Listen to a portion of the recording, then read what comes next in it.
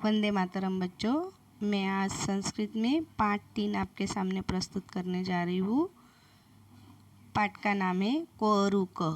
कोरुक means कौन निरोगी है। एक पक्षी अस्ति सः आकाशे अत्र तत्र गच्छति सः पुनः पुनः वदति कोरुक कः निरोगी भवति। एक पक्षी अस्ति यानी कि एक पक्षी है। सह आकाशे वह आकाश में अत्र तत्र यहाँ वहाँ गच्छति यानी आता है। तो एक आता जाता है, वह आकाश में यहाँ वहाँ आता जाता है। सह पुनः पुनः वदति कोरुकः, वह बार बार बोलता है कौन निरोगी है। कः निरोग भवति, कौन रोग रहित होता है। तो इसका पूरा अनुवाद आप ऐसे करोगे कि एक पक्षी है, वह आकाश में यहाँ वहाँ जाता है, वह बार बार बोलता है कौन निरोगी है।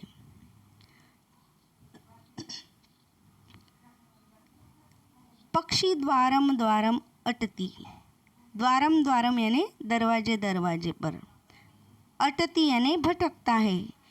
एकम एवं प्रश्नम पुच्छति, एक पुच्छति मीन्स पूछता है, एक ऐसा प्रश्न वह पूछता है। जना उपहास कुर्वन्ति, जना यानी लोग, उपहासम मीन्स उपहास मजाक, कुर्वन्ति यानी करते हैं। कअपि उत्तरम न ददाति सॉरी, कः अपि उत्तरम न ददाति। तो कह मीन्स कोई भी उत्तर उस पक्षी को उत्तर ददाति यानी नहीं देता है। पक्षी निराशः भवति, पक्षी निराश यानी हताश निराश हो जाता है।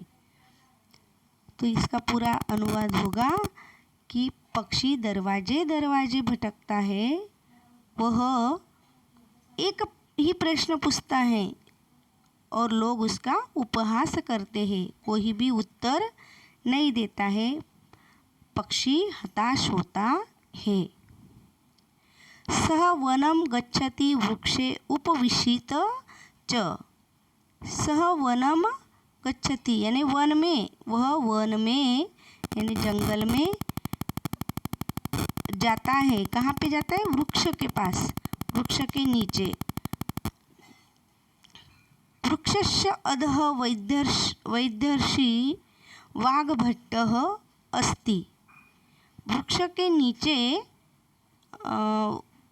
वैदर्षि मीन्स वैद्य ऋषि, वाग्भट्ट उनका नाम है वाग्भट्ट, वह एक ऋषि वैद्य ऋषि वहाँ पर बैठे हैं, उनके पास जाता है। पक्षी पुनः वदति कोरुक कोरुक, पक्षी पुनः फिर से बोलता है कि कौन निरोगी है, कौन निरोगी है। इति वाग्भट्टः शृणोति, तो यह सब वाग्भट्ट शृणोति यानी सुनता है। तो इसका पूरा अनुवाद ऐसे होगा बच्चों, वह वन में जाता है और वृक्ष पर बैठता है। वृक्षे उपविशति, उपविशति मीन्स बैठता है। तो वह वन में जाता है और वृक्ष पर बैठता है। पेड़ के नीचे वैद्य ऋषि वाग्भट्ट है। पक्षी फिर से बोलता है कौन निरोगी है, कौन निरोगी है, और वाग्भट्ट सुनता है। नेक्स्ट देखते हैं। सह वदति, सह वदति मीन्स वह बोलता है।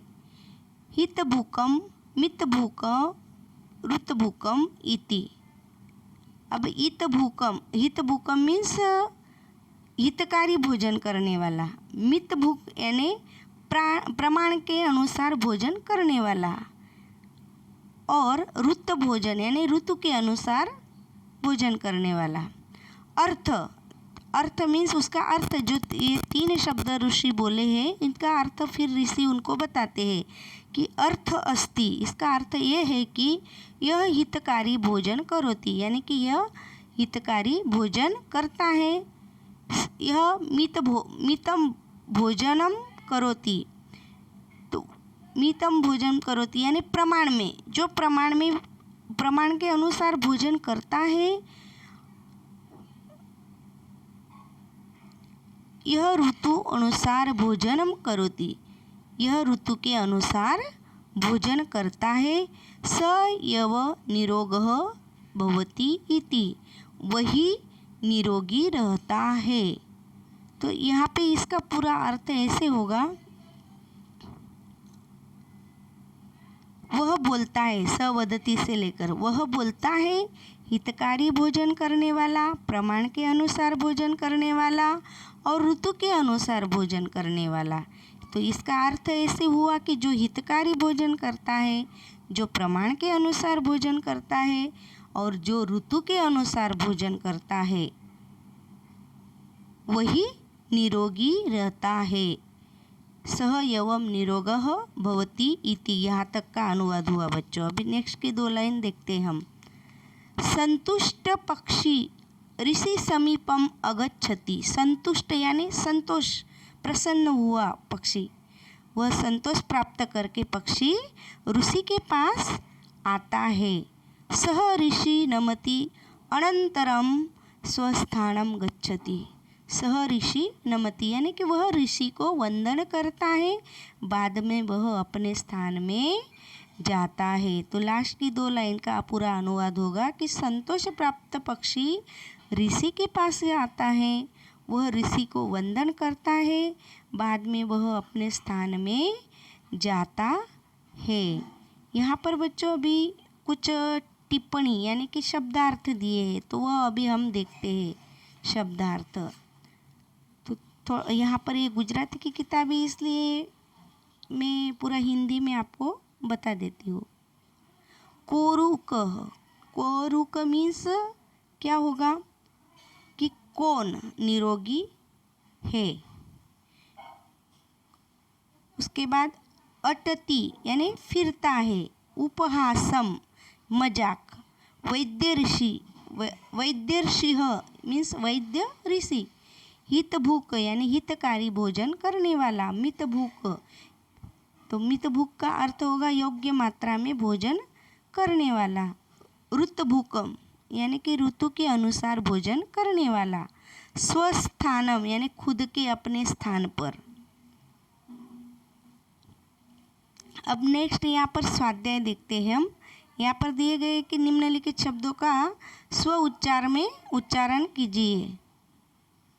तो ये तो आपको पढ़ना है सिर्फ। उसके बाद पाठ के विषय वस्तु के आधार पर प्रश्नों के उत्तर आपको देने हैं। तो पक्षी किम वदति यानी पक्षी क्या बोलता है, तो पक्षी वदति कोरुक इति, ये इसका आंसर आएगा। क्योंकि आपको ये स्वाध्याय वर्कशीट के रूप में मैं दूंगी, तो आपको नोटबुक में लिखना ही होगा बच्चों। फिर नेक्स्ट प्रश्न है, पक्षी वने कुत्र उपविशति, तो कहाँ पर मतलब बैठता है पक्षी। उपविशति यानी कहाँ बैठता है पक्षी, तो वन में वृक्ष के ऊपर बैठता है ना। तो उत्तर लिखोगे पक्षी वने वृक्षे उपविशति।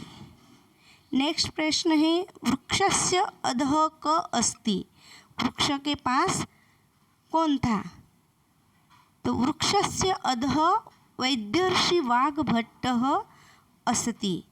बच्चों अधः यानी अध करके विसर्ग लगाना 2 बिंदु, वैद्यर्षि करके भी विसर्ग लगाना और वाग्भट्ट ट के आगे भी विसर्ग लगाना, तो वाग्भट्ट ऐसे होगा। नेक्स्ट प्रश्न है, ऋषि की वदति यानी कि ऋषि क्या बोलते हैं, तो ऋषि ही वदति